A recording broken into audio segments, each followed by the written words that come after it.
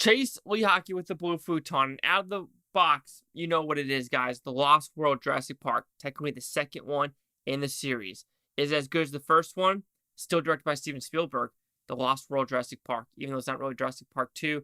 But the third one is 3. This was just The Lost World. So who knows what they were doing with the titles. But anyway, Lost World Jurassic Park. Stop rambling, Chase.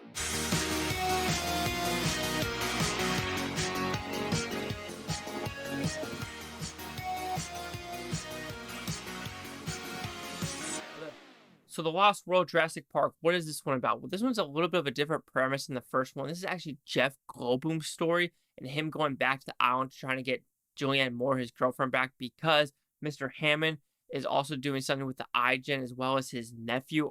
I believe so is his nephew taking over the company, and they're trying to basically reopen the park in San Diego instead of Costa Rica. Will it succeed? Let's find out. So did I like this movie? I thought it was a fun movie. Same length as the first one. It's about 2 hours. And like I said in the beginning, this is a Jeff Goldblum story about him and his daughter, as well as this other team of Vince Vaughn, Julianne Moore, and other characters trying to, save and watch some of these dinosaurs while this other iGen team goes in there to try to do more, take the dinosaurs and make another theme park, like I said, in San Diego. And like I said, there's two different complete sides of the stories. The Watchers, even what Steven Spielberg said, is mostly the hunters and gatherers. So you have the hunter side of the story, which is the iGen side, and the gatherers, which is the Jeff Goldblum team. Even though some of the people on the hunter side, kind of have a change of heart of like, yo, what am I doing here? Like, this is not what I signed up for. So, of course, you have those moral dilemmas in this story. But is it as good as the first one? No. I'm sorry, none of these movies will be better than the first one, but is this still an enjoyable experience? I do think it is, and it is fun, but it has some faults with this one. I do think the story in this one is a little bit weaker than the first one, as well as just the whole underlying message and or wanting some of these characters to survive. In the first movie, you wanted every character to survive except the Wayne Knight guy. You wanted, Laura Dern, Sam Neill, Jeff Goldblum, Mr. Hammond, the kids to survive. This one, you have less of an emotional attachment with some of these characters. So you're like, oh, if you die, whatever. Oh, if you die, whatever. But there are some characters who are like, oh, don't die. And with that, however, a lot of the characters that you attach to, they survive. So there's not enough dilemma of like, oh, that person's going to make it alive. That person's going to make it alive. There's no like, oh, no, that person died. No, please. So with that, it is what it is. But the score is still great. The directing is still great.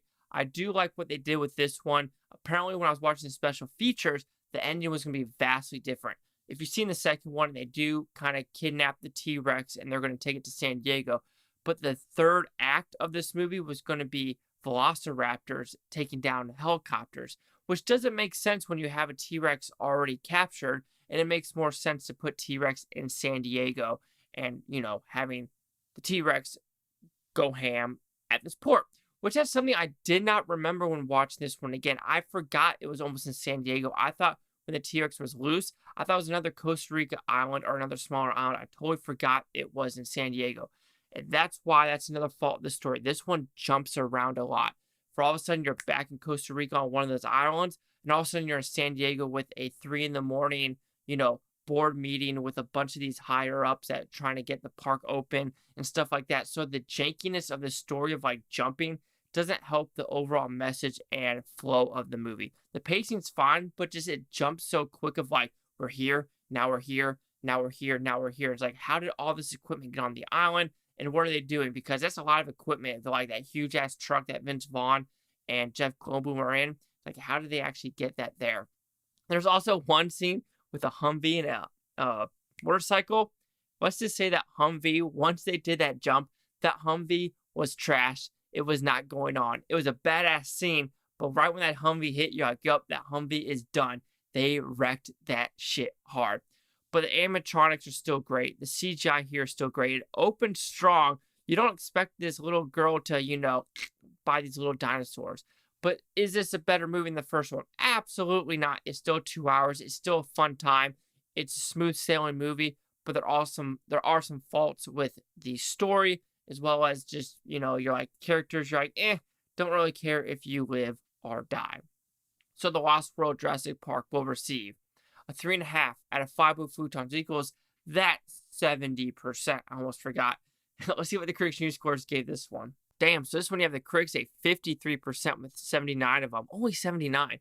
Audience score of 51 with over 250,000. Here's the critic consensus. The Lost World demonstrates how far CG effects have come in the 4 years since Jurassic Park. Unfortunately, it provides how difficult it can be to put together a truly compelling sequel. I mean, I have to agree, but when I'm watching these back to back to back, the second one really isn't as bad as what people are saying it is. Yeah, huge story faults, but it is still a fun time watching these dinosaurs go ham on Costa Rica as well as San Diego. So do you agree with the 70, the 51, or the 52, 53? She's stuck with the Blue Futon. Like, comment, subscribe. Let me know what you think of Bluetonian. You Bluetonians. Thanks for watching. Have a great day. And you know what's about to be next on the docket. Don't be dumb. I know you're not dumb.